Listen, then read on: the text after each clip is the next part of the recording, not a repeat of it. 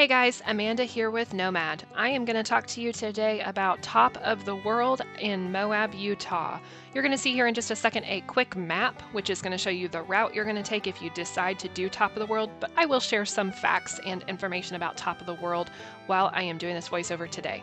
First of all, this is an 18.9-mile trail. Definitely not one of the longest ones at Moab, but longer than many other Badge of Honor apps, or Badge of Honor app trails, sorry. And it is rated a 6 to 8 on the difficulty scale in the Jeep Badge of Honor. It's rated moderate to extremely difficult, which is kind of a very wide range of rating. However, I will say that in my experience, it definitely is more on the difficult side. Basically, what you're going to see here is the trail starts out as a dirt road. And that's really deceiving because you're going to think as you're starting this trail, why is this a 6 to 8? There's absolutely no reason why this should be rated this. It's basically a dirt road. Well, after about a third of the trail, you get to what is essentially a gravel road that is covered in some rocks and has a few obstacles. And again, really deceiving. You're going to say, why is this rated this way? But then all of a sudden you get to that final third and it is huge rocks, these huge rock cliffs that you have to go over, and some really difficult obstacles. There's a few bypasses, but a lot of these obstacles don't have bypasses. So that rating, in my experience, is very, very accurate. According to the Book of Moab, you should have lockers, at least 35-inch tires, and a significant lift on your vehicle in order to be able to do this trail. I think that if you are a more experienced off-roader, you could get away with having fewer modifications. However, I'm going to say that I suggest that everyone have minimum 35-inch tires, a lift, and lockers to be able to do it. Several of those larger obstacles, the big rock cliffs that we had to go over, lockers were absolutely necessary to get both of us over the obstacles. So I think that those are a very smart modification for any person who plans to do Top of the World to have. Altogether, it is a beautiful trail and just a fantastic experience. I have to say this is one of the prettiest trails that we did at Moab. Moab's not really known for its beauty other than just rocks and views. This one, though, has absolutely amazing views. The trail is famous not only for off-roaders, but for hikers and mountain bikers, so you are going to see some more traffic on this trail. I am a firm believer in pack in, pack out, leave no trace, all of those things when it comes to off-roading. However, this trail more so than any other trail because it is a national landmark and it is so popular for people to come out here. If you even see somebody else leaving trash behind, pick up that trash and take it out with you because this trail is beautiful and needs to be kept this way so that we're able to continue to wheel this one. This is one trail that I would absolutely do over and over and over again. So I'm going to say if you're in Moab and you don't get the opportunity to do this trail, go back and do it because it is so awesome, it is beautiful, and it is worth all of the technical challenges that are on it. So kind of the first half of this video, you see us going over those more mild obstacles that I was talking about. Here, we're just going over some light rocks. Really, you could do this mostly in a stock vehicle. So this part's not the difficult part that I was talking about. You're just kind of going through the brush here, going up. The elevation is increasing the more you go along on this trail. So this is just kind of getting you to the actual difficult portion. I did look it up, and this is an 18.9-mile trail, and the quote-unquote difficult portion of this trail is only 5 miles of it. Now, this is a down and back trail, so that 18.9 miles, you go 18.9 miles to the Top of the World rock and 18.9 miles back down to the main road. So you do have to go both ways. So just keep in mind that as you're doing about 40 miles of trail in this day, it's going to take you a while to do. Now, the other thing that I really was surprised about with Top of the World is that it is so far outside of town. When you leave Moab, it's going to take you a solid 30 to 45 minutes just to get to this trail.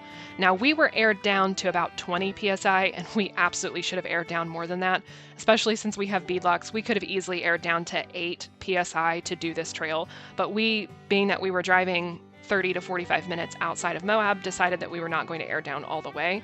But I will say that it would be incredibly beneficial to anyone who wants to do this trail and do it right to air down. We actually ended up having a catastrophic failure on this trail because we did not air down properly.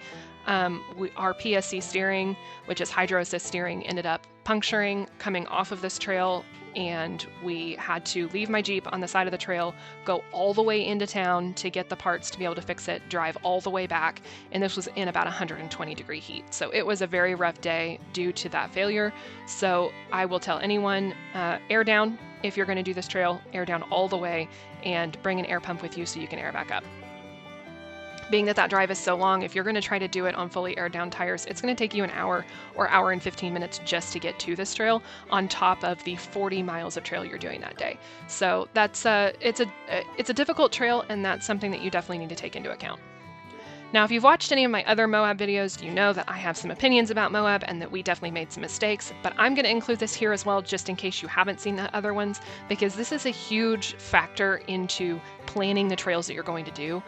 We made the huge mistake of going to Moab in the summertime. Now, it was 120 degrees several days that we were there. They did tell us that that's unseasonably hot, but as Texans, that was just ridiculous to us because we're used to hot weather, and that was... You can't even function in 120-degree weather, and your Jeep can't function. My AC was going full blast just to keep my Jeep at a normal temperature for myself and my dogs, and I can't even imagine what it would be like if you had an older Jeep and maybe your AC didn't work or didn't work as well. So if you're going to go to Moab, I do not recommend that anyone go in the summertime. Go in the spring or fall when the temperatures are a little bit more normal. No matter what time of year you go, though, remember, you're doing trails that are incredibly long, that are really far outside of town, and there is not anywhere on this trail where you can stop and get water, food, gas, anything like that. So make sure that as you're going onto this trail, you are fully prepared for a long day of wheeling and that you've got all of the equipment that you need. On top of all the other modifications previously listed, I'm also going to say I would not recommend doing this trail without some kind of a winch. Just a regular recovery strap is probably not going to be long enough to be able to recover you on this trail, since as you can see, so many of the trees are just little bushes. You need a longer winch line so that you can hook to a larger tree if you do get stuck. And we ended up having to recover somebody who did not have a properly modified vehicle on this trail, and so our winch came in great handy on this trail. Even if you do not believe that you will get stuck or that anybody in your group will get stuck, you may come along somebody else on this trail who is. So bring a winch or have somebody in your group have a winch so that you can either recover yourself or somebody else on this trail, since it is one that has some more extreme obstacles.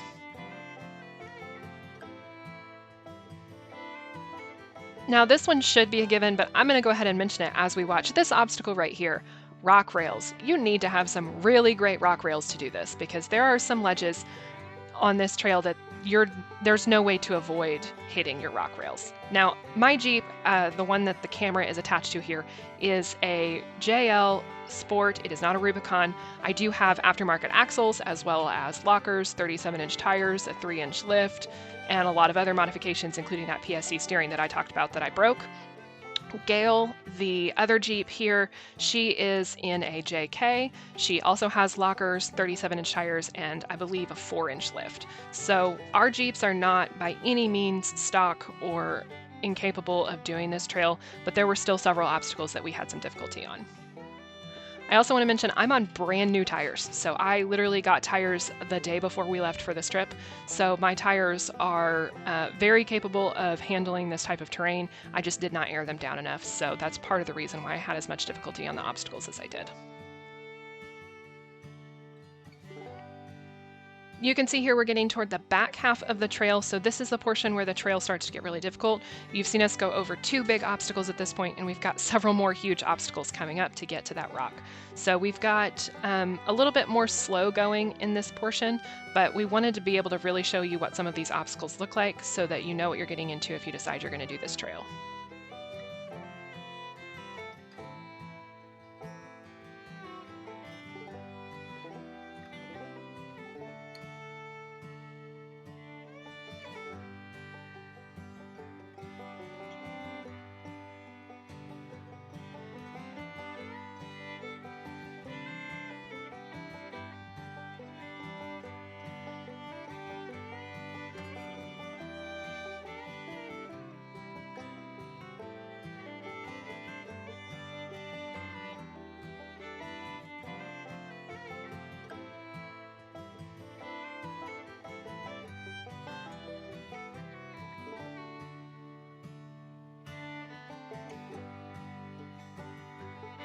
Here you can see us going over some of the bigger rocks, just trying to avoid breaking anything on our way to the Overlook Rock. Since we did Moab in the summertime, we did not actually get to complete all of the trails. The issue that we were having with the heat is that our Jeeps were overheating, our spotters were overheating, and we just had to go find somewhere to go be inside for a while and absorb some air conditioner. So we did not get to complete all of the trails, but I'm so glad this is one of the ones that we completed. This trail took us all together, including the 45-minute drive out of town and all of the driving because of my PSC failure. It took us about 6 hours to do this trail. We had actually stupidly made plans to, when we finished this trail, leave Moab and try to make it part of the way home that day, and we didn't make it anywhere close to out of town since that failure. We started the day at 8 a.m. We got to the trail at about 9, and we did not make it back into town to finally sit down and have dinner until almost 6. So it was a very long day. We had planned on doing, for the time that we were in Moab, 2 trails per day, and only ended up conquering 1 trail each day due to that heat. So my recommendation to anyone is, if you're going to go to Moab in the summertime, get to the trailhead at 6 a.m. The sun starts rising right at about 6. Get to the trailhead at 6 a.m., finish all of your wheeling by noon, and then go find somewhere air conditioned so that you can avoid heat stroke. Our spotters were starting to get heat stroke at one point during the trip, so it kind of scrapped all of the plans that we had made. However, we do plan to make a trip back to Moab to do all of these trails again, and then of course all the ones that we did not get to do, but we will be going back in the fall or spring when the weather is a little bit more mild. We are almost to the Lookout Rock at this point, where you are going to see a couple of pictures of us parked on that rock. It is such a beautiful view. That is a 1,300-foot drop off of that rock, and there is a large crack off to the left of the rock where you can really see the scale of that drop and how utterly insane it is. Now, we did park very, very close to the edge of the rock. From our pictures, it doesn't look like we're as close, but on the driver's hand side, my tire is about 6 inches from the edge of that rock. So I had a great time doing this trail. The pictures made it all worth it, as long as you don't catastrophically fail like I did. But other than that, it was a great time. When you go back down the trail, there is a little loop so you can avoid some of the bigger obstacles at the very, very top, but most of those obstacles you do have to go back down as you're going back down the trail. So keep that in mind whenever you do the trail, and make sure that you are fully prepared to do those obstacles both directions. As always, guys, don't wheel alone, bring plenty of recovery gear, come fully prepared for wheeling no matter where you're going or how easy you think the trail is going to be, and have a great time doing it. This is Amanda from Nomad. I'm going to let y'all enjoy the last of this video, as you've already seen most of this before. This is just us going back down the other direction. Give us a like, a follow, a subscribe on TikTok, YouTube, Instagram, and Facebook at Nomad Off-Road TX on all platforms, or send us an email at any time with your questions, concerns, comments at nomadoffroadtx@gmail.com. Thanks, guys.